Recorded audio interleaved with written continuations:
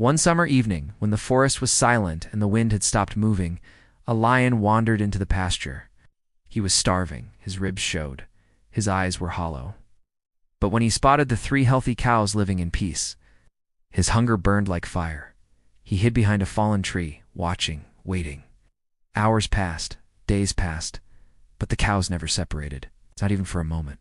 They grazed side by side like they were tied by invisible threads. And the lion realized something he didn't want to admit. As long as they're together, I can't touch them.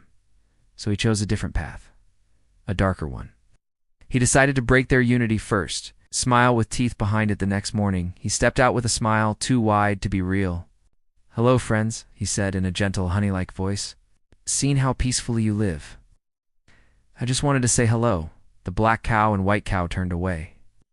They knew lions didn't give compliments unless they wanted something. But the brown cow? She was kind, maybe too kind for her own good. She said softly, "You're welcome here. No need to be afraid." The lion's smile grew. Because the moment kindness becomes blind, danger begins to look like friendship.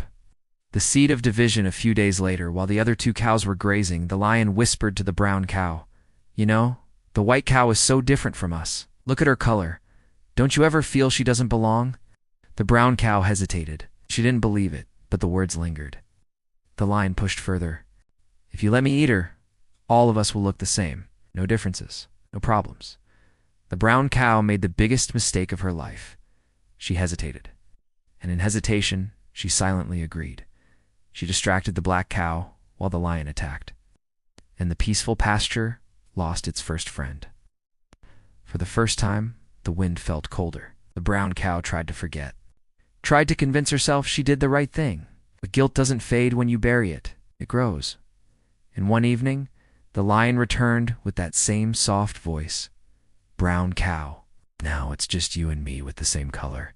But look at the black cow. She still looks different. She doesn't fit in." The brown cow swallowed hard. Part of her knew what was happening. But another part believed the lion would keep her safe. After all, they were the same color now, so she turned away. And the lion struck again. The black cow's cries echoed into the forest, but by the time the echo faded, the brown cow stood alone, utterly alone. For a while she walked proudly around the pasture. "I'm the only one left. The lion will never harm me. We look alike." But hunger doesn't care about color or friendship or promises. One stormy evening, when thunder rolled over the hills, the lion came back. No smile, no gentle voice, just hunger. He growled, "Brown cow, tonight is your turn." The cow trembled. "I trusted you. I helped you. We were the same." The lion's roar shook the earth. A lion has no friends. And with that, the brown cow met the fate she once helped bring upon the others. In life, we're not that different from those cows.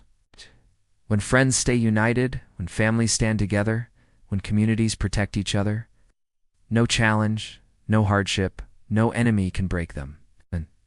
But the moment ego enters, or jealousy creeps in, or someone whispers just the right lie, people turn against the very ones who would have saved them. A divided family breaks over small issues. United ones survive storms. And the greatest strength on earth, simply standing together.